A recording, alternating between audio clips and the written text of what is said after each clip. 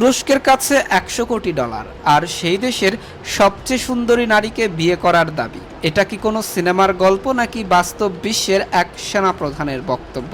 হ্যাঁ, এমনই এক বিস্ফোরক দাবি করেছেন উগান্ডার সেনাপ্রধান মুহুজি কাইনেরুগাবা, যিনি শুধু একজন জেনারেল নন, তিনি দেশটির দীর্ঘদিনের প্রেসিডেন্টের ছেলে। সামাজিক যোগাযোগ মাধ্যমে একের পর এক পোস্ট করে তিনি তুরস্ককে হুঁশিয়ারি দিয়েছেন, দাবি না মানলে 30 দিনের মধ্যে কূটনৈতিক সম্পর্ক ছিন্ন। কিন্তু প্রশ্ন হচ্ছে, এটা কি কেবলই ব্যক্তিগত মন্তব্য নাকি এর পেছনে রয়েছে বড় কোনো রাজনৈতিক বার্তা? উগান্ডার ক্ষমতার ভেতরে কি তৈরি হচ্ছে নতুন কোনো উত্তরাধিকার রাজনীতি? সেনাবাহিনী আর পরিবারের এই মিশ্রণ কি দেশটিকে ঠেলে দিচ্ছে নতুন এক পথে? আজকের ভিডিওতে আমরা দেখব মুহুজিরের সেই বিতর্কিত বক্তব্য, তার পেছনের আসল কারণ এবং উগান্ডার রাজনীতিতে এর গভীর প্রভাব। উগান্ডার সেনাপ্রধান মুহুজি কাইনেরুগাবাকে ঘিরে নতুন করে শুরু হয়েছে তীব্র আলোচনা ও বিতর্ক।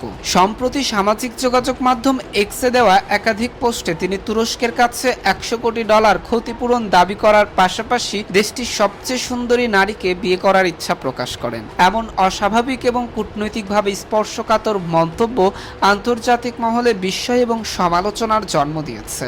11 এপ্রিল প্রকাশিত এক প্রতিবেদনে এই তথ্য সামনে আসে, যেখানে বলা হয় মুহুজি অভিযোগ করেছেন সোমালিয়ার রাজধানী মোগাদিশুতে বিমানবন্দর সহ বিভিন্ন অবকাঠামো এবং ব্যবসায়িক প্রকল্প থেকে তুরস্ক দীর্ঘদিন ধরে লাভবান হচ্ছে, অথচ আফ্রিকান ইউনিয়নের শান্তিরক্ষা মিশনের অংশ হিসেবে উগান্ডার সেনাবাহিনী বছরের পর বছর সোমালিয়ায় নিরাপত্তা নিশ্চিত করতে গুরুত্বপূর্ণ ভূমিকা পালন করে আসছে। তার দাবি অনুযায়ী এই নিরাপত্তা অবদানের যথাযথ স্বীকৃতি বা আর্থিক প্রতিদান পায়নি উগান্ডা, ফলে তুরস্কের কাছে এই ক্ষতিপূরণ প্রাপ্য।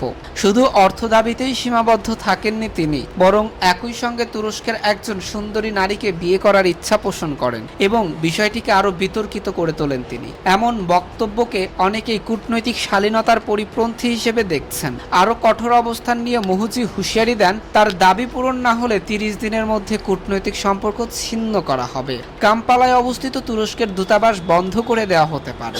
এমনকি উগান্ডার নাগরিকদের তুরস্ক ভ্রমণ এড়িয়ে চলারও পরামর্শ দেন তিনি। তবে এই বক্তব্যের প্রেক্ষিতে তুরস্ক আনুষ্ঠানিকভাবে প্রতিক্রিয়া জানায়নি, ফলে এখনো একতরফা বক্তব্য হিসেবেই আলোচিত হচ্ছে, যদিও এর কূটনৈতিক প্রভাব নিয়ে উদ্বেগ বাড়ছে। এটি প্রথমবারের মতো নয় যখন মুহুজি কাইনেরুগা তার বক্তব্যের কারণে আলোচনায় এসেছেন। এর আগে 25শে মার্চ তিনি এক পোস্টে ইসরায়েলের পক্ষে ইরানের বিরুদ্ধে যুদ্ধের ঘোষণা দেন এবং দাবি করেন উগান্ডার 1 লাখ সেনা ইসরায়েলের হয়ে যুদ্ধে অংশ নিতে প্রস্তুত। এমন মন্তব্য আন্তর্জাতিক পরিমণ্ডলে সমালোচনার জন্ম দেয়। প্রসঙ্গত, উগান্ডা প্রায় 2 দশক ধরে সোমালিয়ায় আফ্রিকান ইউনিয়নের প্রতিরক্ষা মিশনের অংশ হিসেবে সেনা মোতায়েন করে আসছে। সেখানে আল কায়দা সংশ্লিষ্ট আল শাবাব জঙ্গি গোষ্ঠীর বিরুদ্ধে নিয়মিত লড়াই করছে দেশটির সেনাবাহিনী।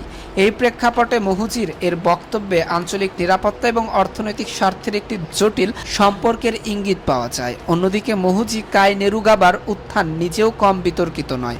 তিনি উগান্ডার দীর্ঘদিনের প্রেসিডেন্ট ইউয়েরি মুসেভেনির ছেলে। 1986 সালে ক্ষমতায় থাকা মুসেভেনির শাসন আমলে ধাপে ধাপে সামরিক ক্যারিয়ার গড়ে তুলেছেন মুহুজি।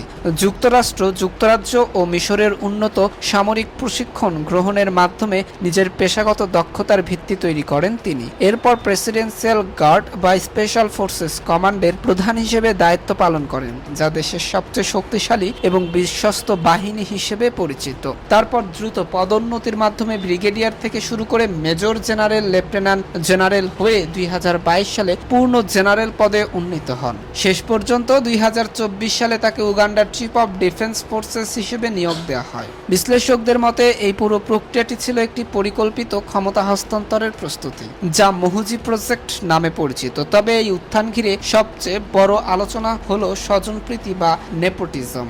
সমালোচকদের মতে প্রেসিডেন্টের ছেলে হওয়ার কারণে তিনি এত দ্রুত শীর্ষে পৌঁছেছেন, যেখানে আরো অভিজ্ঞ সামরিক কর্মকর্তারা উপেক্ষিত হয়েছে। অনেকেই এটিকে ফ্যামিলি রুল প্রতিষ্ঠার একটি লক্ষণ হিসেবে দেখছেন। সব মিলিয়ে মুহুজি কাইনেরুগাবার সাম্প্রতিক বক্তব্য শুধু একটি ব্যক্তিগত বিতর্ক নয়, বরং এটি উগান্ডার রাজনীতি, সামরিক কাঠামো এবং ভবিষ্যৎ নেতৃত্ব নিয়ে প্রশ্ন তুলেছে। এটি কি কেবলই এক জেনারেলের বেপরোয়া বক্তব্য নাকি এর মাধ্যমে আন্তর্জাতিক অঙ্গনে কোনো বার্তা দেওয়ার চেষ্টা করা হচ্ছে? এই প্রশ্নের উত্তর এখন খুঁজছেন বিশ্লেষকেরা। উগান্ডা কি ধীরে ধীরে পরিবারতান্ত্রিক শাসনের দিকে যাচ্ছে নাকি এটি একটি পরিকল্পিত নিয়ন্ত্রণ অনিয়ন্ত্রিতভাবে ক্ষমতা হস্তান্তরের অংশ?